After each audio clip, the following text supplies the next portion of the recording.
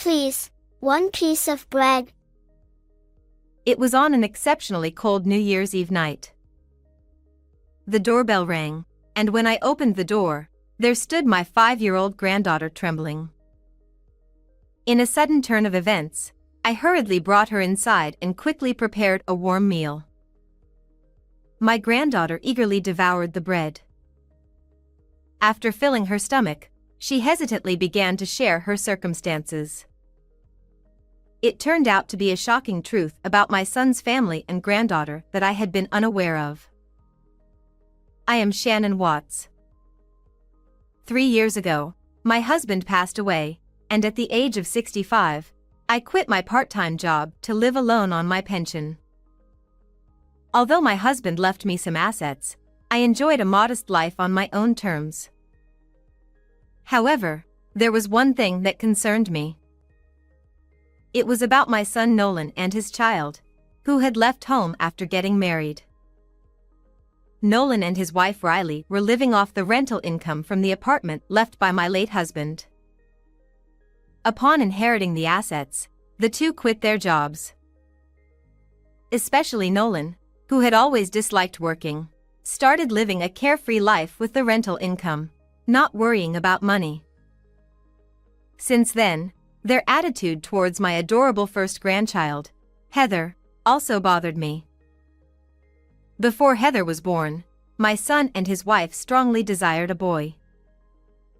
I'd prefer a boy if we're going to raise one. I feel the same. I'm sure our wish will come true.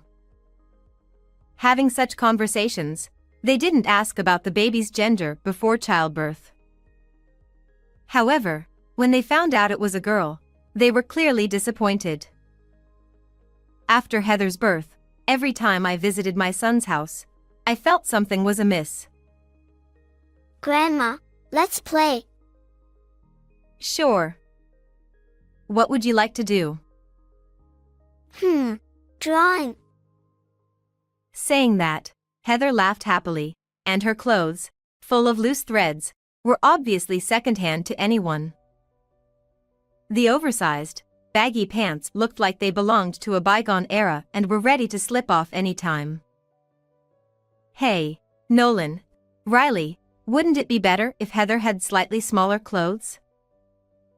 It's fine. She'll grow into them soon.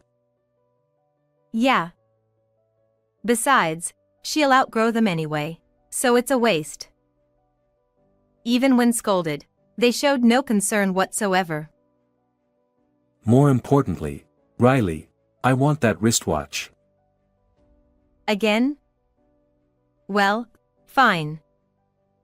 I plan to buy a branded bag for myself too.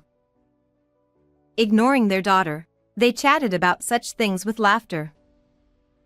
Hey, Grandma, let's draw. Oh, sorry. I could only play with my earnest granddaughter. Around the time Heather turned 3, the true nature of that discomfort became evident when her younger brother Nick was born. My son and his wife went out, leaving me in charge of babysitting Heather and Nick. When they returned, they ignored Heather, who welcomed them with welcome home, and handed a plethora of toys to Nick. Nick. Look, souvenirs. I bought all of these for you, Nick. It was blatant discrimination to an onlooker, but Heather didn't seem to mind not having any toys. She ran to her brother, offering a cheerful good for you. However, at that moment, Nolan furrowed his brows, forcibly separated the two, and, without giving me a chance to object, spoke while pushing Heather towards me. Mom, we're going out as a family next time, so buy new clothes for Nick. Then, I'll buy some for Heather too. No, for Heather.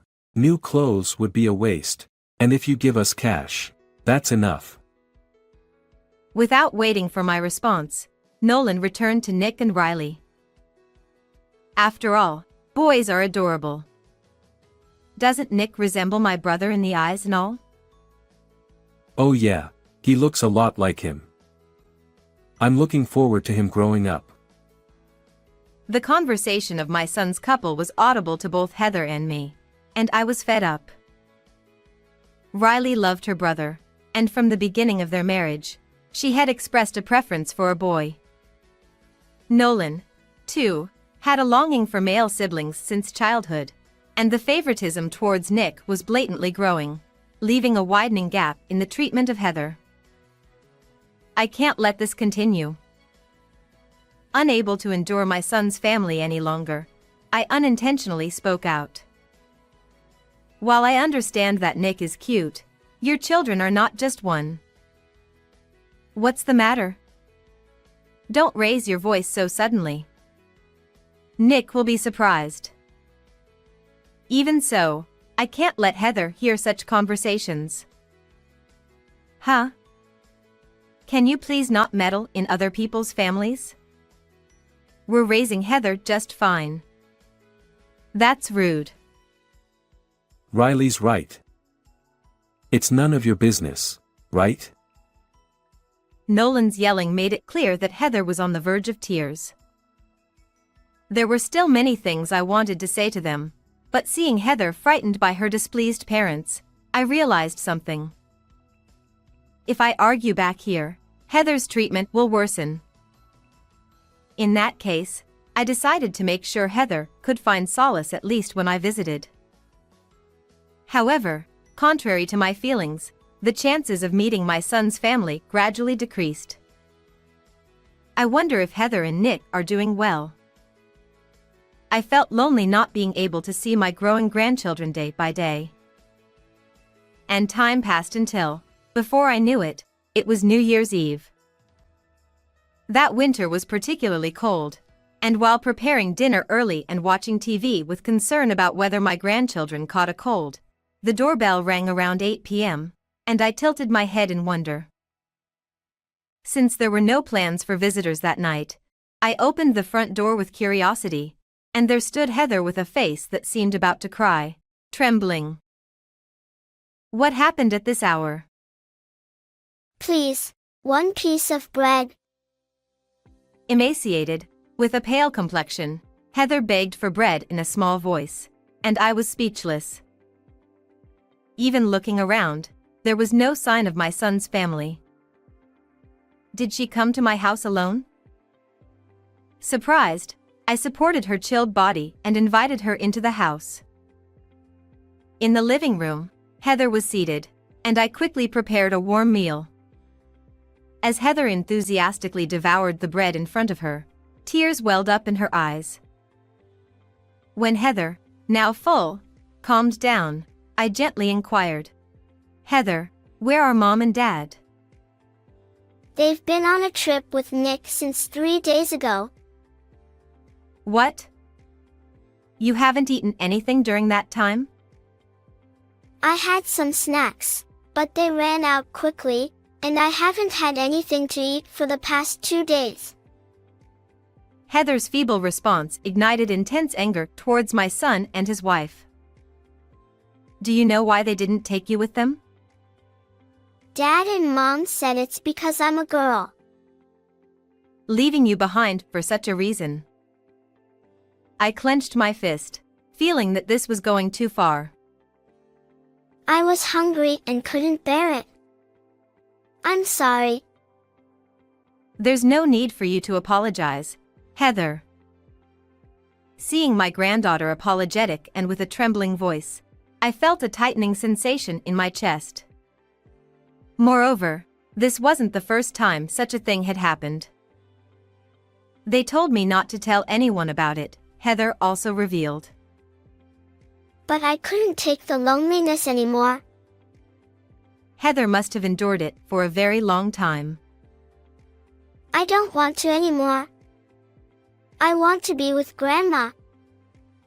Trying to figure out how Heather could be happy, I embraced her small body, along with the SOS signal she sent. 3 days later, my son and his wife, returning from their trip, came to offer New Year's greetings with Nick. Mom, give me some money. Right after entering the house, my son made such a request. Nick, come on, greet her. Prompted by Riley, Nick, bowing slightly, received the prepared present. Then, holding another gift bag, I intentionally looked around as if searching. Oh. Isn't Heather with you? With a single sentence, the atmosphere froze, and next to Riley, whose complexion turned pale, Nolan twisted his expression. She's sick at home today. Is that so?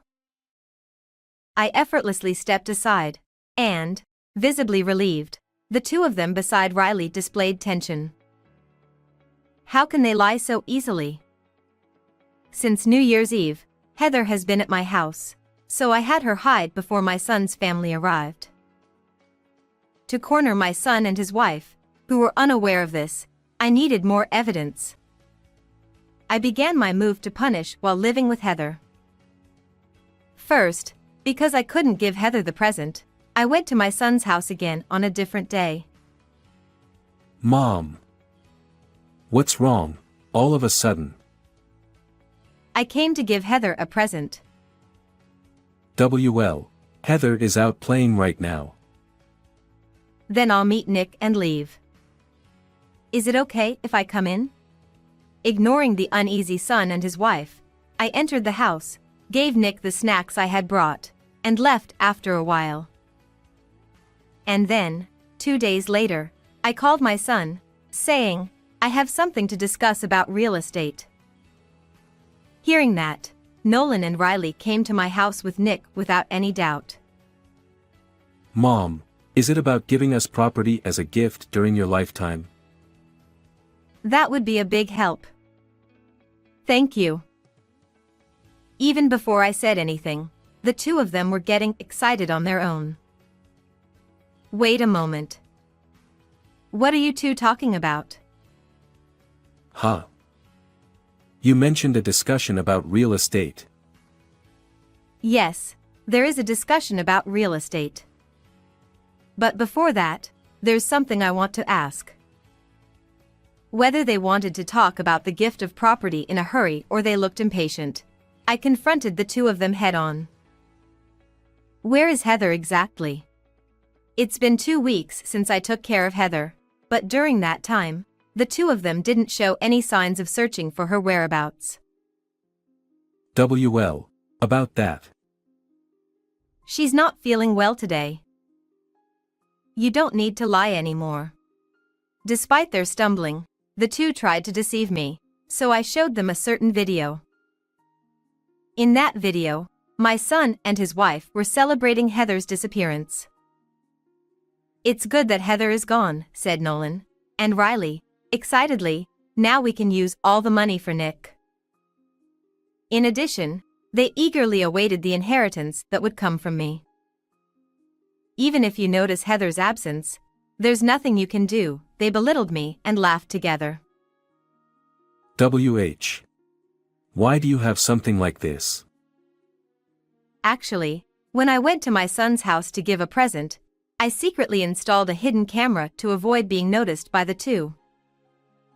3 days later, using the excuse of forgetting something, I went to my son's house again and retrieved the camera. I wanted some kind of evidence, and I was surprised myself that such a conversation was recorded, but it angered me to see the two treating Heather as if she no longer existed. I stopped the camera footage and slowly began to speak. What is this behavior towards your child who suddenly disappeared? Are you even parents? Heather left on her own and didn't come back. It's not our fault. Yes. We thought that way. It's only natural not to take her on trips every time. As I muttered, Nolan's eyes widened like saucers. What?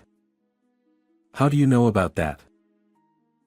I heard it from Heather herself. Huh. Could it be? She's with you, Mom. Yes. She came to me seeking help and came here alone. I have no intention of returning Heather to you. I will take her in and raise her. Upon hearing my declaration, the two of them sparkled with joy and seemed to dance with happiness. That's right. That's good. We won't have any trouble even if Heather is not with us. Yeah. Anyway, we didn't need her. I could only be amazed at how rotten he had become inside, but I smiled and pushed the stack of documents on the table towards my son. Prompted by me, Nolan reluctantly spread out the documents, but the moment he understood their contents, all color drained from his face.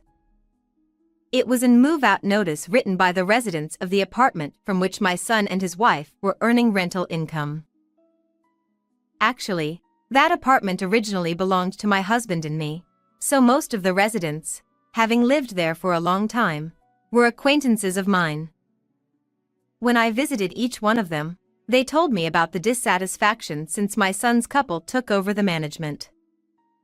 I already introduced the properties I own to everyone. Ha! What the hell are you doing on your own? You decided to raise the rent, right? Many people were dissatisfied with that, and if there's a better place to move to, they said they wanted to go there. What? We just remodeled this year to increase rental income. We even took a loan for that. As my son held his head, Riley, who was beside him, suddenly started to express intense anger. Hey, you! What's going on? Your father said all the assets he had were yours. And, what's this about a loan? Probably, because Nolan has always been boastful, he must have lied that he inherited all the assets from his father. It makes sense that he kept the debt a secret too. Anyway, Mom's assets will eventually be mine, so it's the same thing. I have no intention of handing over my inheritance to you. Wait a minute.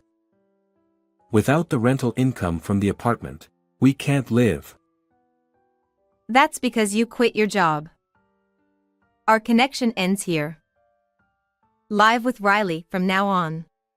With my declaration of estrangement, I took back the stack of the notices while sending a cold gaze to my son who was crying for help.